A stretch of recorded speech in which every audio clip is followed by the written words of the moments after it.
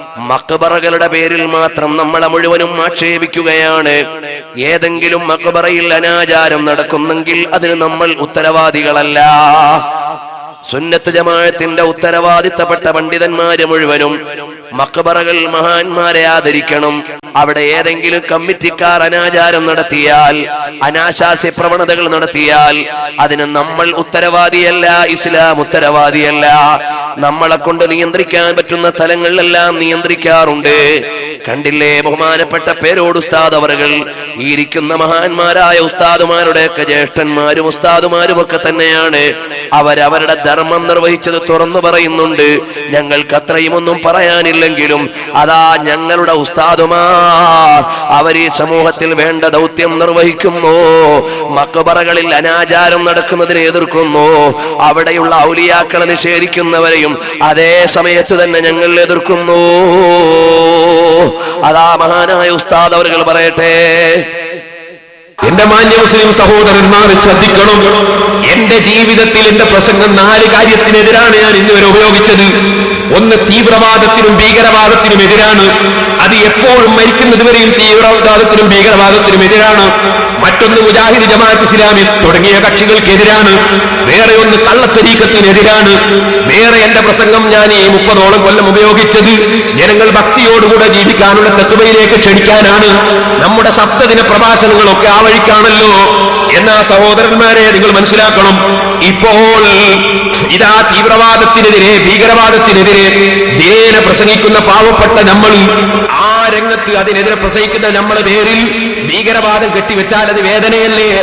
ഇതുപോലെ ഞാൻ നിങ്ങളോട് പറയട്ടെ, കള്ളത്തരീക്കത്തിനെതിരെ പ്രസംഗിക്കുന്ന നമ്മളെ മുന്നിൽ ഇവിടെ കൊണ്ടുവന്ന കള്ളത്തരീക്കത്തിന്റെ ശൈഖിന്റെ കൈപിടിച്ച് പെണ്ണുങ്ങൾ ചുംബിക്കുന്നത് ഇവിടെ കാണിക്കുകയാണ് മൗലവി.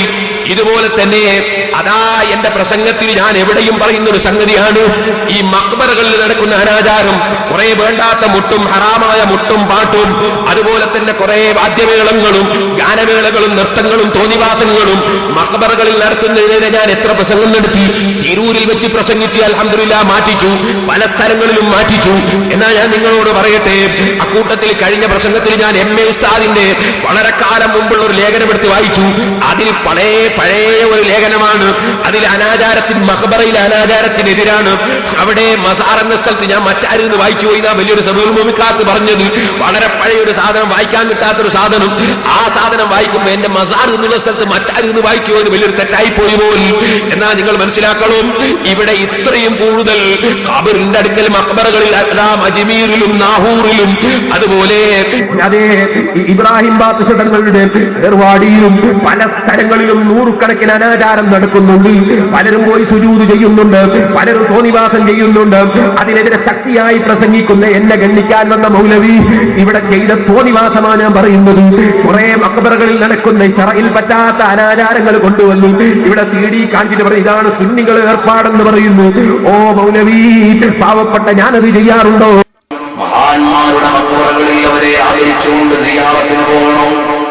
അതേ സമയത്ത് ചില നാടുകളിലോ ആണും പെണ്ണും എല്ലാം കൂടെ പൊത്തി നിറച്ചിട്ട് ഓണത്തിന് സിയാറത്ത് ടൂറ്, ഏർവാടി, മുത്തുപേട്ട, കിഴക്കര, വാൽനോക്ക് എന്നിങ്ങനെ പറഞ്ഞുകൊണ്ട് വലിയ പോസ്റ്ററും നോട്ടീസും അടിച്ചിറക്കിയിട്ട് ആണിനെയും പെണ്ണിനെയും കൂടി കലർത്തിയിട്ട് വണ്ടിയിൽ കയറ്റി അതാ ഒരു സിയാറത്ത് ടൂറ്. അതിൽ അന്യാണും പെണ്ണും തമ്മിൽ ഇടകളിലുന്നതും അതുപോലെ നിസ്കാരമാക്കുന്നതും അവിടത്തെ പൂർണ്ണമായി മറിക്കാത്തതും എല്ലാമായ ഒരുപാട് തെറ്റുകാര്യങ്ങൾ ചെയ്തുകൊണ്ടാണ് ആ പോകുന്നത്.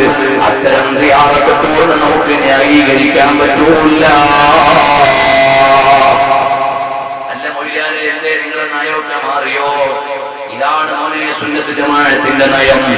അഥവാ അമ്പിയാക്കൾ ഔലിയാക്കളുടെ ബറക്കത്ത് തേടിയവരുടെ മഖ്ബറയിൽ പോകാം, അവരെ സിയാറത്ത് ചെയ്യാം, അവരുടെ ബറക്കത്ത് നേടാം. അതാരാണ് പഠിപ്പിച്ചത്? നബി സല്ലല്ലാഹു അലൈഹി വസല്ലം തങ്ങളാണ്. കുന്തു നഹൈതുകും അൻ സിയാറത്തിൽ ഖുബൂരി ഫസൂറുഹാ, നിങ്ങൾ സിയാറത്ത് ചെയ്തോളൂ, നബി തങ്ങൾ സമ്മതം തന്നതാണ്. അബൂ ഹനീഫ ഇമാം റളിയല്ലാഹു അൻഹുവിന്റെ ഖബറിൽ ശാഫിഈ ഇമാം തങ്ങൾ സിയാറത്തിന് പോയതാണ്. അവിടുന്ന് വല്ല വിഷമവും ഉണ്ടായാൽ 2 റക്അത്ത് നിസ്കരിച്ച് അബൂ ഹനീഫ ഇമാം തങ്ങൾ സിയാറത്ത് ചെയ്ത് ദുആ ചെയ്താൽ വിഷമം മാറി കിട്ടാറുണ്ട് എന്ന് ശാഫിഈ ഇമാം തങ്ങൾ പറഞ്ഞ വിവരം ഇമാം ഖതീബുൽ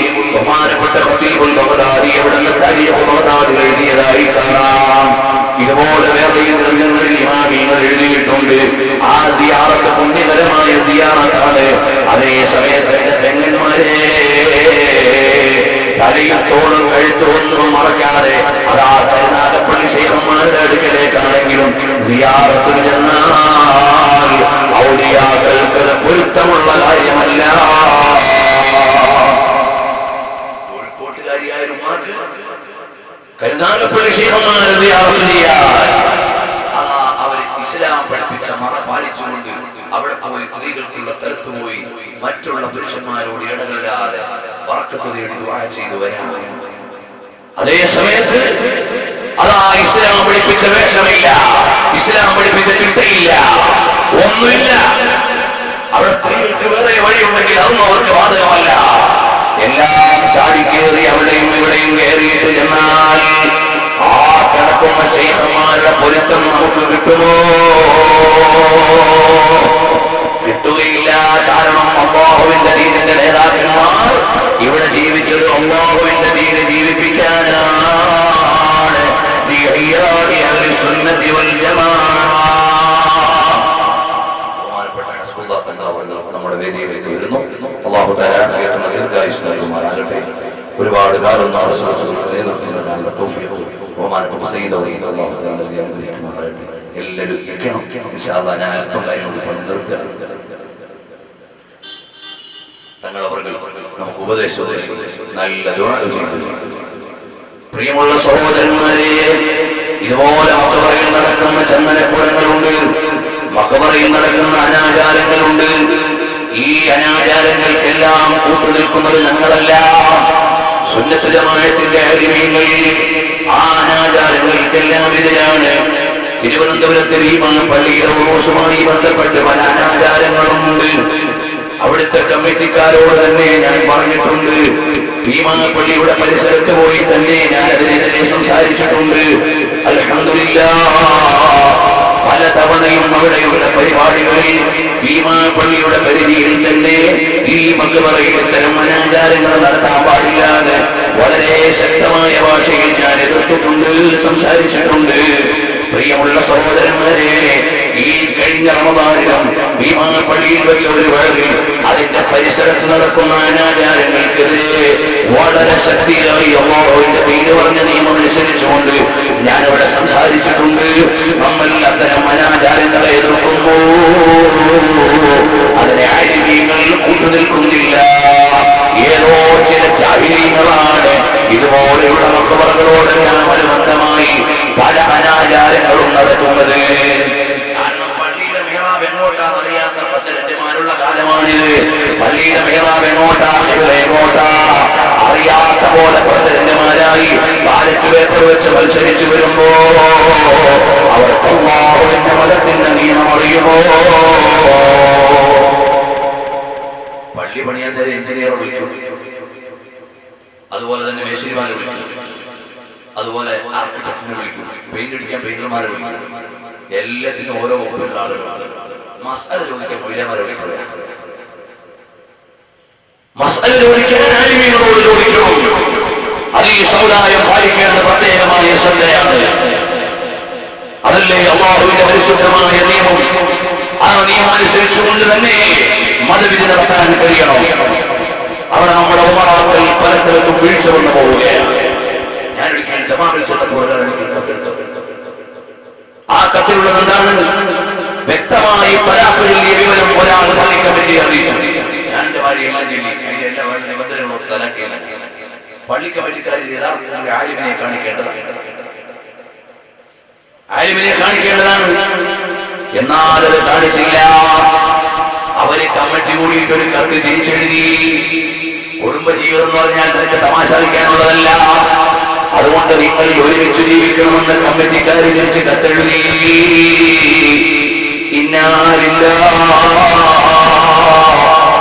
ഇതുപോലെ മതം കൈകാര്യം ചെയ്യുന്ന ആളുകൾ ഓനെ ഓരോന്നിനും ഓരോ വകുപ്പിലുള്ള ആളുകളുണ്ട്. അതേ വകുപ്പിലുള്ള ആളുകളെയല്ലേ കൈകാര്യം ചെയ്യേണ്ടത്. പള്ളിക്കൂടത്തിലേക്ക് ചെല്ലുമ്പോൾ മോനെ മാത്സ് പഠിപ്പിക്കാൻ വേറെ അധ്യാപകനാണ്, സോഷ്യൽ സയൻസ് പഠിപ്പിക്കാൻ വേറെ അധ്യാപകനാണ്. അതുപോലെ നമ്മുടെ സമുദായത്തിൽ പൊതുകാര്യങ്ങൾ ചെയ്യാൻ ഉമറാക്കന്മാര് മുന്നിട്ട് നിൽക്കുമ്പോൾ ആലിമീങ്ങൾ എന്ത് വേണം? മതത്തിന്റെ നിയമം പഠിച്ചവരോട് ചോദിച്ചു വേണം മതനിയമങ്ങൾ പറയാൻ. വിഷയങ്ങളെ ബോധ്യപ്പെടുത്താൻ വേണ്ടി ഇമാം ഗസാലി തങ്ങൾ ഗ്രന്ഥം എഴുതിയിട്ടുണ്ട്. ആ ഗ്രന്ഥത്തിന്റെ പേരാണ് ഇൽജാമുൽ അവാം. സാധാരണക്കാരായ ആളുകളെ നിയന്ത്രിക്കുന്ന ഗ്രന്ഥം. അതിലെന്താണ്? ഒരേ സാധാരണക്കാരാ, നീ പലതും പഠിച്ച് ജോലി ചെയ്യാൻ പോയി, നിനക്ക് നീ ചെയ്തത് തെറ്റൊന്നുമല്ല. പക്ഷേ അതേ സമയത്ത് ഉറക്കൊഴിഞ്ഞ് കിതാബ് ഓതി പഠിച്ച ആലിമീങ്ങളുണ്ട്. അവരോട് ചോദിച്ചിട്ട് വേണം നീ മതകാര്യം പറയാൻ, അല്ലാതെ നീ ചാടിക്കേറി എന്ന് പറയാൻ പാടില്ല. ഇത് പറയുന്നതല്ലേ മഹാനായ ഗസാലി റഹ്മത്തുള്ളാഹി അലൈഹി ഇൽജാമുൽ അവാം എന്നൊരു ഗ്രന്ഥം എഴുതിയത്. ഇതുപോലെ ഓരോന്നിനും നിയമമുണ്ട്, നിബന്ധനയുണ്ട്. അല്ലാഹുവിന്റെ പരിശുദ്ധമായ നിയമങ്ങൾ കാറ്റിൽ പറത്താൻ പാടില്ല. മക്ബറകളിൽ നടക്കുന്ന അനാചാരങ്ങൾക്കും തോന്നിവാസങ്ങൾക്കുമൊന്നും നമ്മൾ ഉത്തരവാദികളല്ല. മോനെ, ഞാൻ ചുരുക്കുകയാണ്, അല്ലാഹുവിന്റെ മതത്തെ അംഗീകരിച്ച് ജീവിക്കുന്ന ആളുകൾ അവർക്ക് നിയമങ്ങൾ അനുസരിച്ചുകൊണ്ടേ ജീവിക്കാൻ പറ്റൂ.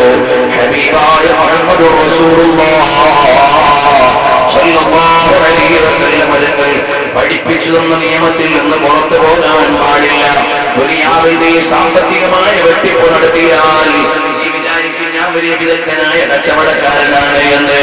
നീ ഏതെങ്കിലുമൊക്കെ 4 പെൺപിള്ളേരെ വലയിൽ വീഴ്ത്തിയാൽ ഞാൻ വലിയ കേമനാണെന്ന് വിചാരിക്കും. നീ ചെത്തിപ്പൊളിച്ച് അടിച്ചു പൊളിച്ച് ഇങ്ങനെ കറങ്ങിയാൽ ഞാൻ ചില്ലറക്കാരനല്ലാന്ന് വിചാരിക്കും. എന്നാൽ മോനെ കേട്ടോ, ചെറിയ സംഭവം ഞാൻ സൂചനയായി നൽകി അവസാനിപ്പിക്കുകയാണ്.